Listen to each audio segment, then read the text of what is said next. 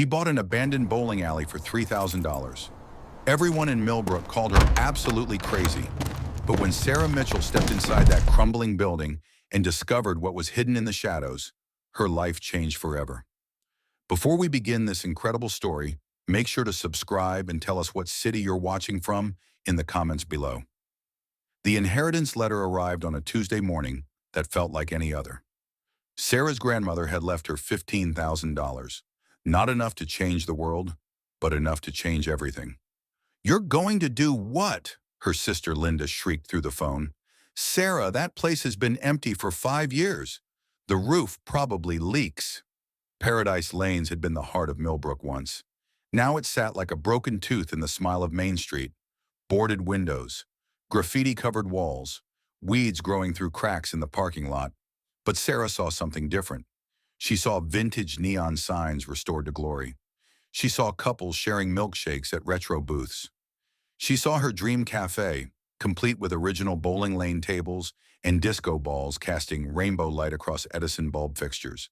The real estate agent, Bob Henderson, couldn't hide his confusion.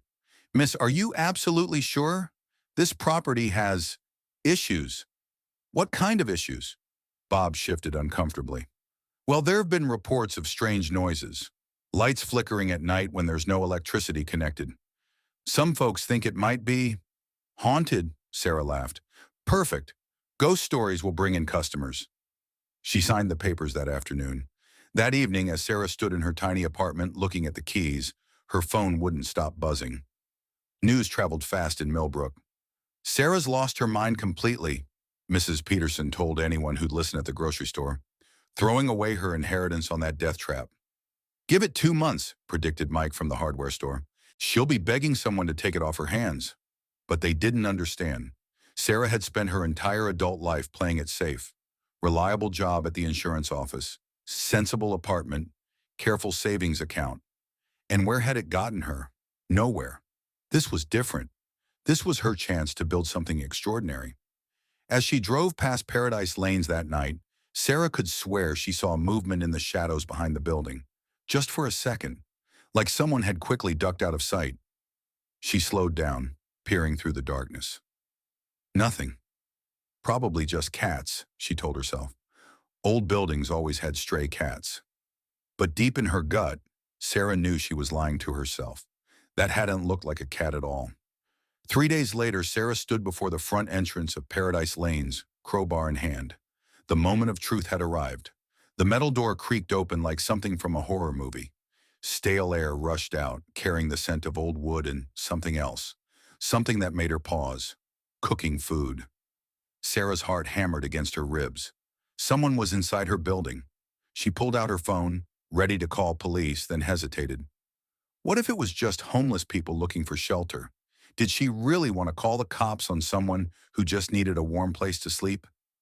"Hello," she called softly. "Is someone here?" Silence. Sarah stepped inside, her footsteps echoing in the vast space. Dusty bowling lanes stretched before her like forgotten highways. But it was the sounds from the back of the building that made her freeze. Whispering, multiple voices, and they'd gone completely quiet the moment she spoke. Following the narrow hallway past the old snack bar, Sarah discovered a door she hadn't noticed during her quick walkthrough with Bob. It was slightly ajar, warm light spilling through the crack. She pushed it open. 6 pairs of eyes stared back at her in absolute terror.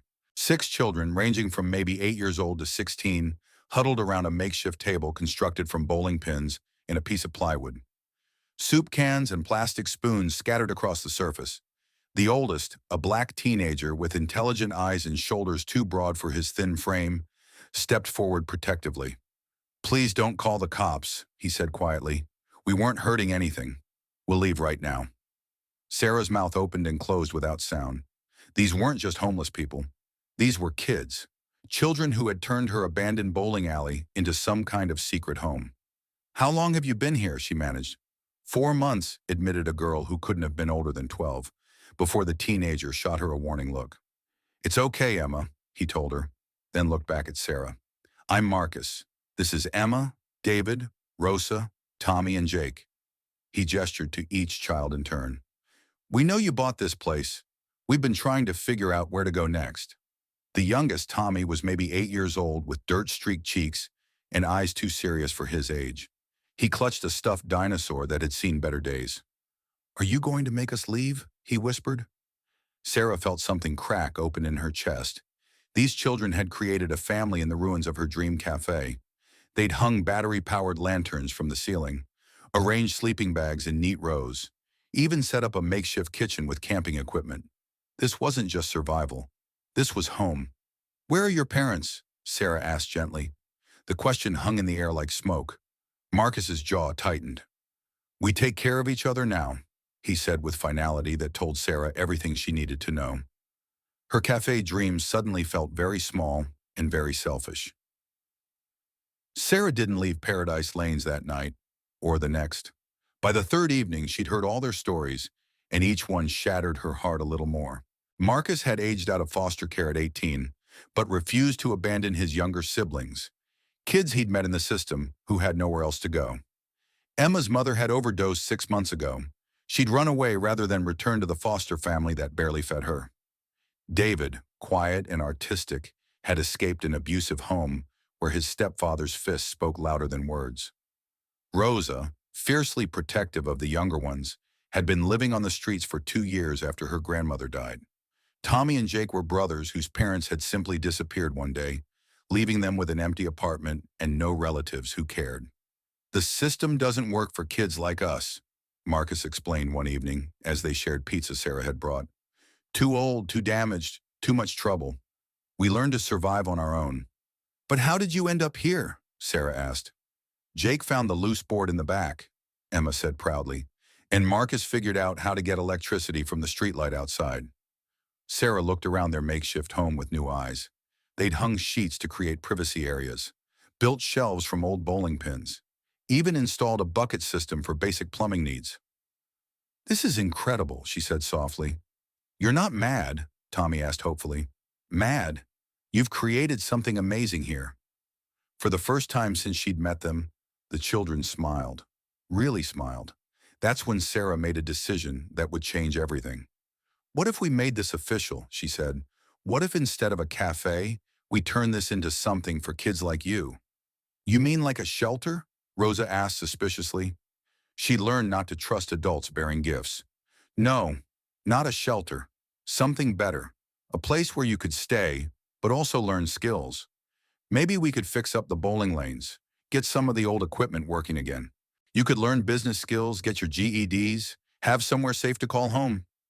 The hope in their eyes was almost too much to bear, but that hope shattered 3 nights later when a black sedan began circling the building, slowly, deliberately, like a shark testing the waters. Marcus saw it first. His face went pale. "We need to pack," he said urgently. "Tonight." "Why? What's wrong?" "Someone's been watching us. That car's been around 3 times in the last hour." "So? Maybe they're just lost." Marcus shook his head grimly. "You don't understand. When kids like us stay in one place too long, bad people take notice. Time to disappear again." But Sarah was done running, and she was done letting these children run too. "No," she said firmly. "This is your home now. We're not going anywhere." She had no idea what was coming for them. The man who walked through Sarah's front door didn't bother knocking. He simply kicked it open at exactly noon on Saturday, like he was making a business appointment with destruction. Razor Martinez looked exactly like Central Casting would order for a gang leader. Gold teeth, neck tattoos, and eyes that had seen too much violence. But it was the casual way he surveyed Sarah's building that chilled her blood, like he already owned it. "You must be the lady who bought this place," he said conversationally. "Nice investment. Real nice neighborhood. Be a shame if something happened to it." Sarah stood her ground in the main bowling area, but every instinct screamed at her to run. Behind her, she could hear the kids moving quietly toward their hiding spots in the back rooms. "I don't know what you want, but you need to leave," she said, proud that her voice stayed steady. Razor smiled, and it was worse than if he'd threatened her directly. "See? That's where you're wrong, lady. Me and my boys, we provide a service to local businesses. Protection, insurance, peace of mind." He ran his finger along the dusty counter. "Costs $500 a month. Very reasonable. Protection from what? Oh, you know. Accidents, broken windows, fires. His eyes met hers.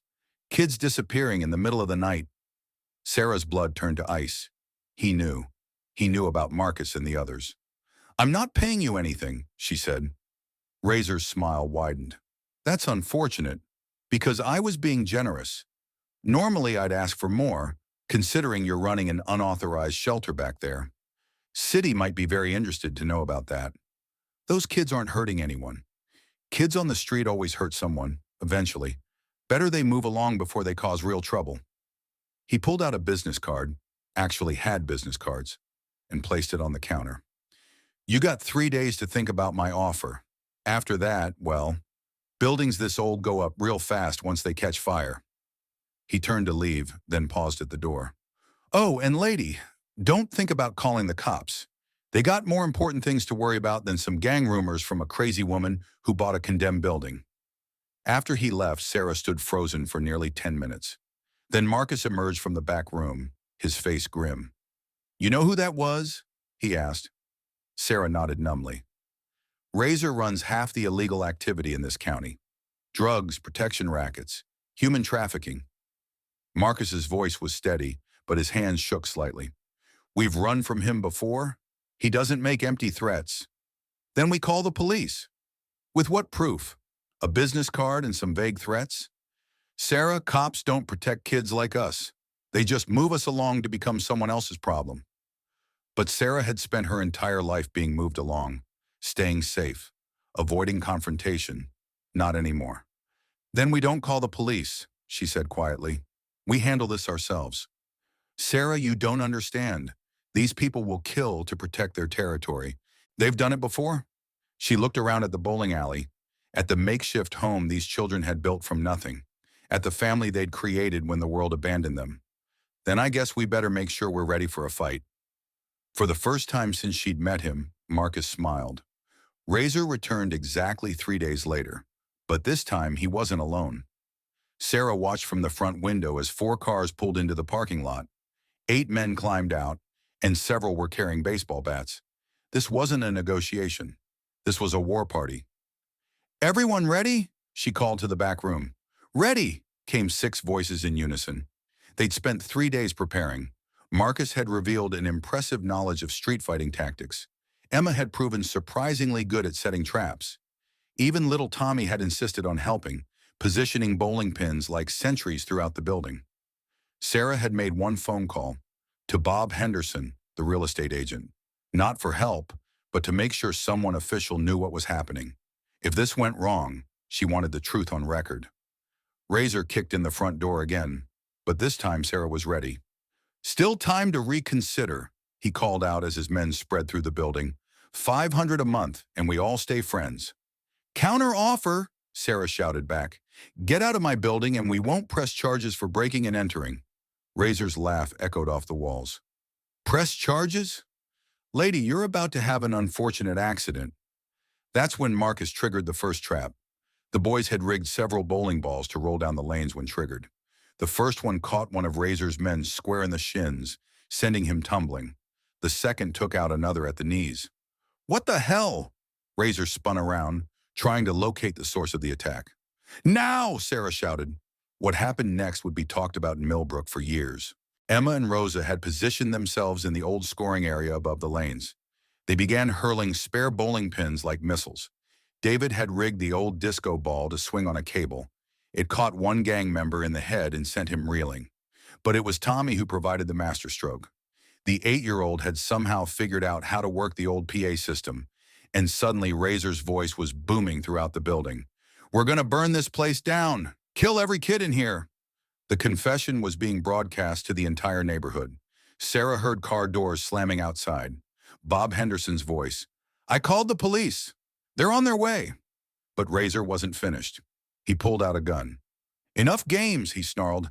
Everyone out here now, or I start shooting. Marcus stepped into the open, hands raised. Leave them alone. This is between you and me. Marcus, no! Sarah rushed forward. That's when she heard the most beautiful sound in the world. Police sirens. Lots of them. Razor heard them too. His eyes darted toward the exit, but Sarah stepped into his path. "Going somewhere?" she asked. The front door burst open. Not just police. Half the neighborhood had followed them, including 3 news crews that Bob had apparently called as well. "Everybody freeze! Millbrook police!" Later, Sarah would learn that Tommy's PA broadcast had been heard by dozens of people.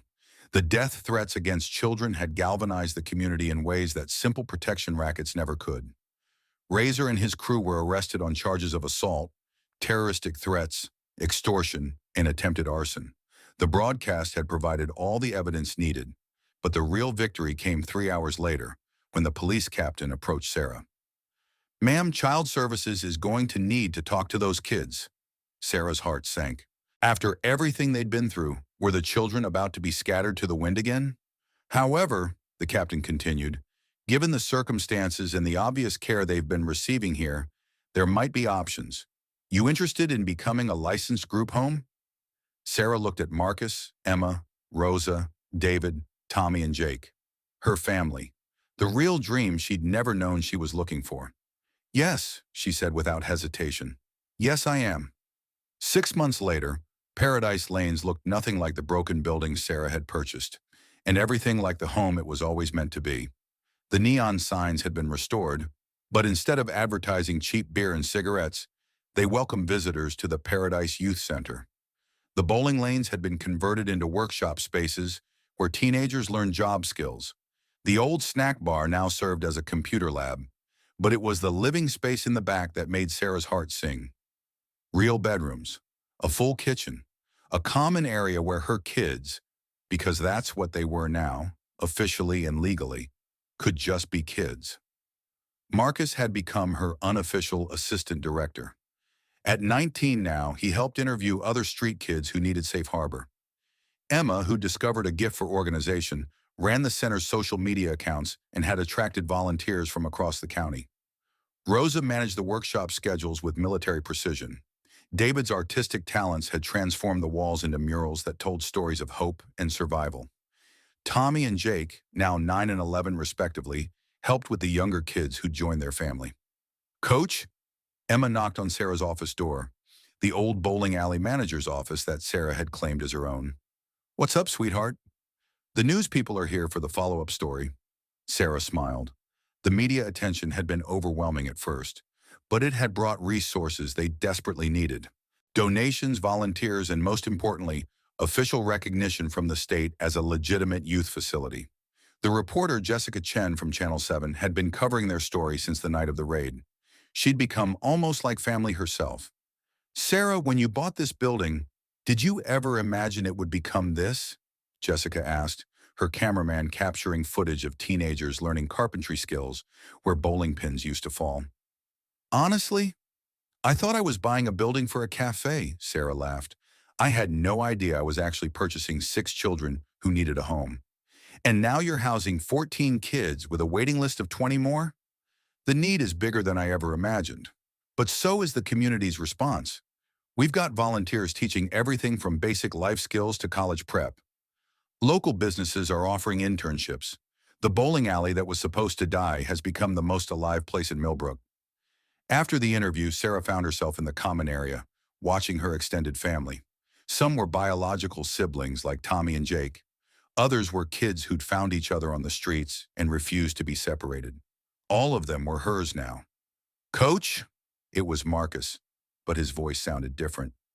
Younger somehow. "Yeah? I got accepted." Sarah's heart stopped. Marcus had been working toward his GED for months, but she knew his real dream was college. Engineering. He wanted to design buildings that could house kids like them. "Accepted where?" "State University, full scholarship, engineering program." His grin split his face. "I'm going to college, Coach." Sarah wrapped him in a hug, tears streaming down her face. This boy who'd been thrown away by the system was going to become an engineer. "I'm so proud of you," she whispered. "I never could have done it without this place. Without you." That evening, as Sarah locked up the center, she reflected on how completely her life had changed. She'd bought a building hoping to fulfill one dream and discovered a purpose she'd never known existed. Her phone buzzed with a text from her sister Linda. Saw the news story. Maybe you weren't so crazy after all. Those kids are lucky to have you. Sarah looked back at Paradise Lanes, now Paradise Youth Center. Warm light spilled from the windows. She could hear laughter and music from inside. Home. No, she thought. I'm the lucky one. 1 year after the purchase that everyone called crazy, Sarah Mitchell stood before the Millbrook City Council with a proposal that would have seemed impossible just months earlier. Councilwoman Martinez, she began, addressing the city's first Latina council member, Paradise Youth Center has successfully housed and supported 43 at-risk youth in the past year.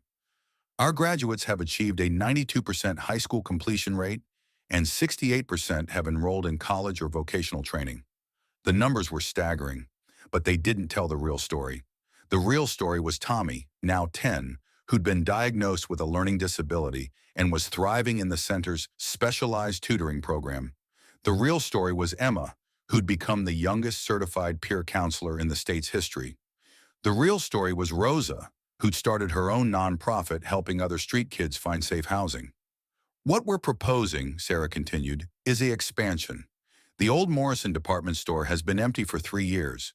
With the city's support, we could convert it into transitional housing for youth aging out of the foster system. After the meeting, Sarah walked back to Paradise Lanes in the crisp evening air. Millbrook had changed along with her building. Empty storefronts were filling with businesses started by center graduates. The neighborhood felt safer, more alive. Coach! Tommy came running up the street, his backpack bouncing. At 10, he'd shot up like a weed and lost most of his childhood shyness, but he still carried that stuffed dinosaur everywhere. How was school? Mrs. Patterson says I might be ready for advanced math next year. He grinned proudly. And guess what Jake did today? Jake, now 12 and almost as tall as Tommy, had discovered a talent for mechanics. He'd been working with Sarah's volunteers to restore the center's old van.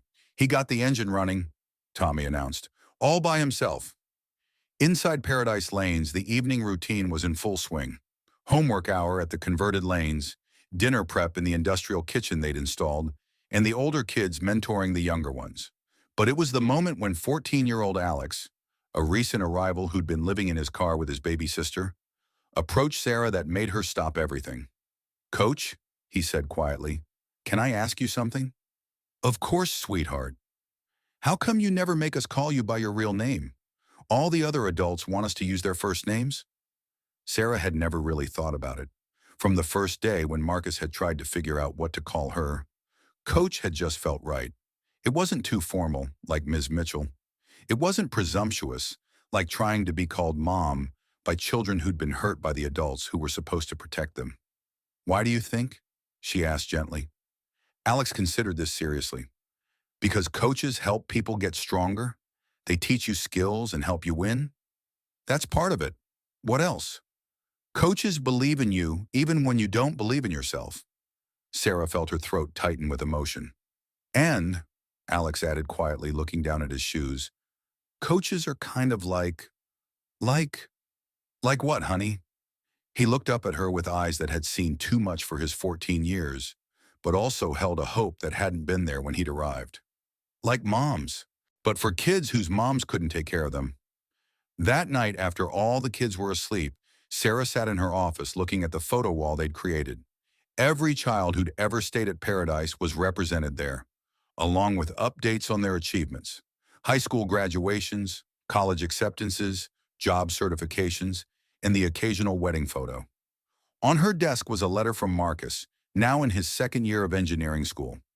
Coach, it began, I'm designing my senior project around transitional housing for aging out foster youth. Everything I learned from watching you build Paradise is going into creating something even bigger. Thank you for showing us that home isn't a place.